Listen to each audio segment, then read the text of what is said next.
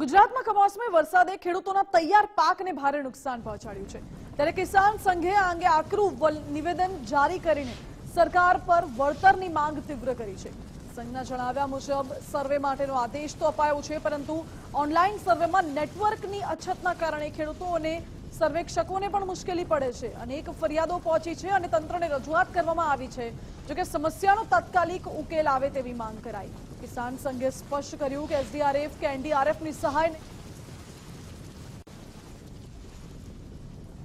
જ્યારે સર્વેની કામગીરી ચાલી રહી છે ત્યારે બધા જ જે સમાજના આગેવાન હોય, ચૂંટાયેલા પ્રતિનિધિઓ હોય, કિસાન સંઘના કાર્યકર્તાઓ હોય, એ બધા જ્યારે કુદરતે આપણા ખેડૂતો ઉપર આફત બની છે ત્યારે સર્વેની કામગીરીની અંદર કોઈ છેવાડાનો વ્યક્તિ પણ રહી ના જાય એની ચિંતા કરી અને બધા જ લોકો સર્વેની કામગીરીમાં જોડાઈ જાય, જેથી કરી અને એ સર્વે રિપોર્ટના આધાર પર તત્કાલ સરકાર સર્વેના આધાર પર જે કંઈ પણ નુકસાનીનો અંદાજ છે એ નુકસાનીની અંદર હવે સહાય શબ્દ ભૂલી અને વળતર સ્વરૂપે વધારેમાં વધારે વળતર ખેડૂતોને મળે એ દિશા તરફ દરેક લોકોએ લાગવાનો આ સમય છે।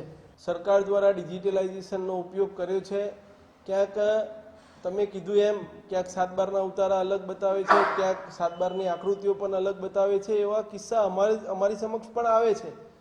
એટલે મેં કીધું એમ કોઈ આપણો વિરોધ કરે છે તો એને સમજાવવું પડશે, એને જે સમસ્યા છે અથવા એની અજ્ઞાનતાના કારણે અથવા એને જે પડતી મુશ્કેલી છે એના આધાર પર આપણી સામે જે તે ખેડૂત આવતો હોય છે અને ખેડૂતની જે તકલીફ પડશે એ તકલીફનું સોલ્યુશન લાવવાની જવાબદારી તંત્રની છે।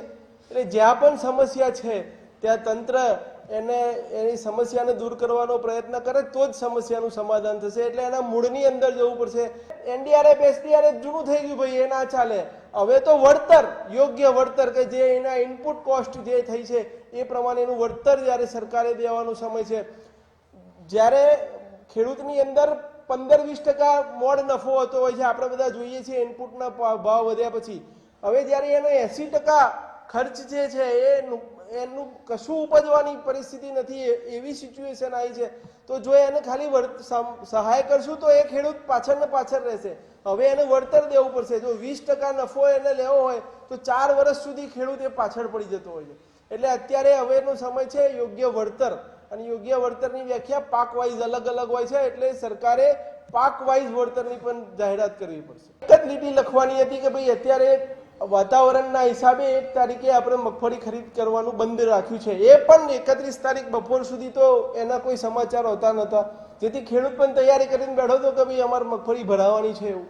એટલે જો તંત્રએ એ દિવસે કીધું કે ભાઈ 1 તારીખથી આપણે મગફળી બંધ ખરીદી કેન્દ્રો બંધ કરવાના છીએ, પરંતુ સાથે સાથે એક જ લીટી ઉમેરી હોત કે ભાઈ 1 તારીખે બંધ કરી છે એનું કારણ કમોસમી વરસાદ છે, સાથે સાથે ઉઘાડ નીકળતાની સાથે જ અમે એક્શન મોડમાં આવી અને મગફળી ખરીદવાના છીએ, તો ફરી ખેડૂત દ્વિધામાં ના મુકાત અને ક્યાંક કેટલાક લોકોને પ્રશ્ન કરવાનો મોકો ના મળે।